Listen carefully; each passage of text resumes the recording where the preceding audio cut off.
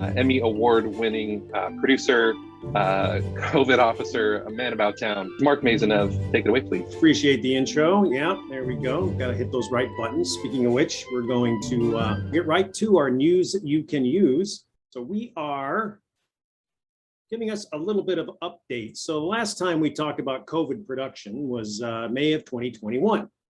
And at that time, you may remember the safe way forward was what they came up with, and then they extended that until June 30th, and habada, hebada. Well, everything is just fine. Well, okay, it's not. Things have changed a little bit. Okay, really, they have. Okay, well, let me just explain sort of what's going on, because I don't want you to worry. Believe me, we are not to worry. So what the heck am I talking about? Well, here's what's going on. COVID safety protocols were revised and extended from SAG-AFTRA and the AMPTP. And what's that mean is that in June, Hollywood's major motion production companies, the key unions, agreed to revise and extend the protocols through September 30th. Just like the Hollywood movie, Never Ending Story, kind of going on with this again. The revision essentially revolves around these COVID trigger numbers now to decide if stricter or less stricter protocols could be followed. It also alters somewhat the testing allowed for cast, depending on what kind of protocols you're using. And what do I mean? Well, if the COVID transmission rate, this R0 number, this magical number, is above 1.1 for a 7 consecutive day period, and the new case count is at or above 10 per 100,000, for the same period, stricter protocols go into effect. That's important to know if you're producing something, a SAG-AFTRA type shoot. However, if the transmission numbers, that R0 rate, falls below 1.1 for the same consecutive days, and the new cases are below 10 for that same day, the less strict protocols go into effect. Now, in less strict protocols, cast and crew can use these OTC, or over-the-counter antigen tests, to satisfy testing requirements in some cases. These you can find at CVS. They're like 25, 30 bucks. They usually come to a kit. So you can do that. It all depends on what's going on with what kind of shoot you're on, but that's kind of the big change in this number. There's also things that go on with this revision have to do with your vaccinated or not, whether you need to be vaccinated. The zone thing is still working. So if you're really interested, I'm going to direct you to a website. The first site I want you to look at is this official R0 number. It's called covidactnow.org. You go to this COVID Act Now and you type in your zip code, and it will give you these numbers. They're not called exactly this, but you figure out what those numbers are, and you can know wherever you're producing something what those numbers are, and do you need to hit stricter or less strict protocols, and what that means for your production. And for more information on that, go to the SAG-AFTRA revision. You can see this on this site here. You can see the full 104-page wonderful light reading agreement, or you can also look at just this little update and kind of a quick little survey of what's going on with this too. So I definitely encourage you to look at that for the news, so that you're not caught off guard if you're producing something that and you have to have COVID safety protocols. Some of the other big news falls around Frameio. Had some big news that just dropped, and it's pretty big for a company that's barely 6 years old. What's going on? Well, Frameio, they began in a garage, and what's happening? What's happening? Oh, that's what happened. Adobe purchased Frameio. So they announced this big acquisition to acquire them, this cloud-based video collaboration platform, in a paltry $1.275 billion. They'll be building the next rocket to the moon. So they'll be joining the space race soon, I'm sure. And Adobe said the deal is expected to close during the fourth quarter of its fiscal year, which is the end of this November, subject to all the wonderful regulatory approval and closing conditions. Now, this sent a shockwave through everybody who's not a Adobe Premiere Pro user. People are panicking. What's going on? What's going on? Well, don't worry about it. Don't worry about it, because according to Frameio CEO Emery Wells, we will continue our commitment to invest in other partner integrations, including Final Cut Pro, DaVinci Resolve, Avid Media Composer. So you can wipe your brow. You guys will be supported. It's okay. But just to be safe, Apple rushed out and bought the remaining 26 Frameio competitors just in case. So so you're gonna be okay. You're gonna be safe. They've got that all in the bank. You know, everybody is united on this front. Speaking of united, workers of the world unite, or more likely it's producers of the world unite again. What's happening with this? Well, film producers announced their intention to unionize again. And this is interesting. It's a group of over 100 feature film producers have announced their intention to form a labor union led by Rebecca Green from It Follows. Says the time is right for this move. She notes that the survey data, they had a big survey, revealed that 25% of US producers earned less than $2,500 producing in 2020. Now, 2020 isn't necessarily the best year to pick, but it's very representative still to an idea of what goes on. So the goal of the union is to bargain collectively with studios, networks, and streamers. But it's not the first time they tried this. Back in '74, they tried this. The California Court of Appeals declared that the PGA could not be recognized as a labor union because its leaders were also the owners of the production companies, which the PGA was negotiating with. That's, I believe, called conflict of interest, and that doesn't necessarily fly. So what's going on now? Well, the producers union is employing a number of strategies to avoid the fate. They're going to become a supervisory union is their goal. Supervisors are permitted to organize and bargain, but you're not subject to certification by the NLRB, which is the National Labor Relations Board. They're going to focus initially on feature film producers to the exclusion of documentary and television producers. So if that's what you do, this isn't for you yet.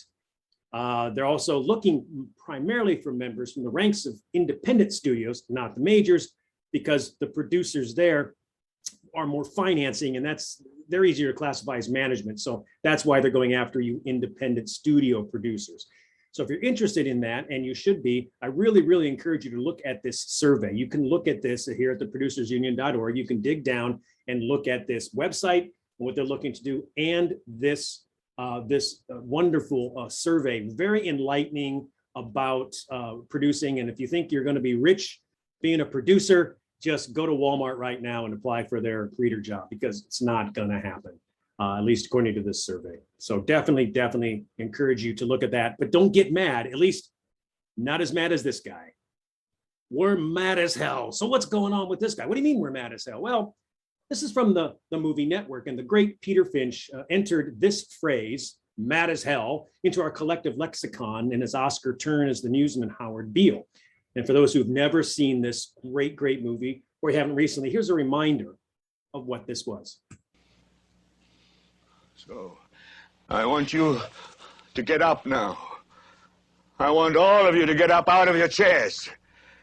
I want you to get up right now and go to the window, open it, and stick your head out and yell, "I'm as mad as hell, and I'm not going to take this anymore!" There's a full about a 4-minute clip of this whole thing, and it's really interesting to watch because it still resonates with today. But because we don't have time, let's move on to what we're talking about. Well, the top cinematographers are calling on producers, maybe that new union, to address the brutally long workdays in contract talks with IATSE. 14 of Hollywood's top cinematographers, John Toll, Deakins, Lubezki, Messerschmitt, they've signed a letter urging the members of the Alliance of Motion Picture and Television Producers to finally address the hazards of unsafe working hours. I mean, you probably all have done these unsafe working hours. In the letter, they mentioned that the directors of photography, they're writing to express their concern about the hazards of unsafe working hours, a practice that continues despite all the medical and indisputable evidence of the harm caused by fatigue. So what's going on? To that end, here's what they're really demanding: a real and meaningful rest period between leaving and returning from work, regardless of the craft or production. Okay, so whether you're craft services or you're an actor, you've got to have meaningful rest. A weekend rest period that allows for actual rest and time to spend time with family and friends. No weekend work is what they're trying to get at. And effective penalties that truly discourage the systematic elimination of meal breaks and working straight into the weekends. This could be a hard sell, but they're trying to really get at this, trying to work with the IATSE to make this happen. And I think they're serious about really mitigating these 16-hour days with no meals and working right into that. So that's something just to pay attention to as you roll into this. And finally, high production value, okay? It's something we all strive for. It's what separates the marvelous from the middling.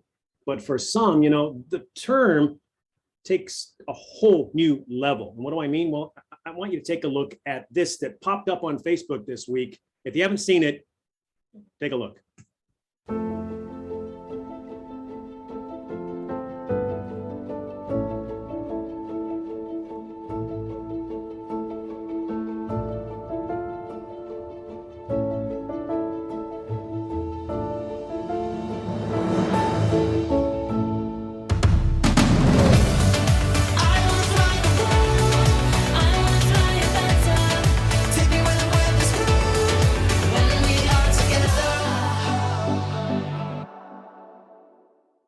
right, now, before you say, wow, nice use of special effects, ooh, Tom Cruise did the same thing, big deal.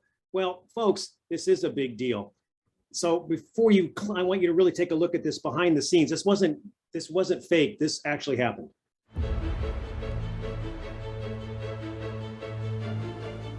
Hi, Mom. I'm on top of the world.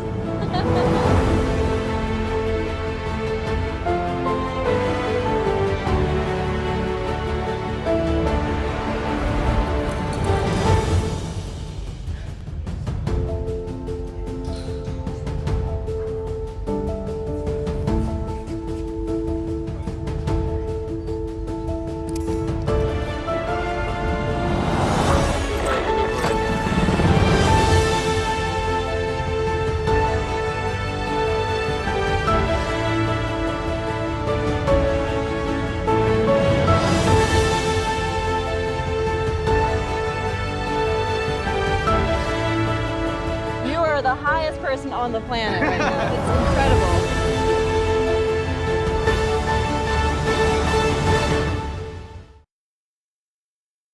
I don't think you could pay me enough money to rig that bad boy right there. That's a little insane. But hey, you know what? She's only standing on 3 feet. What could possibly go wrong atop that? So before you claim high production value on your next shoot, I want you to remember this mega high marvel. And that, ladies and gentlemen, is our news you can use for August 25th, 2021. Back to you, Robin. Thank you, Mark, for that mild panic attack watching that BTS there. That was something else.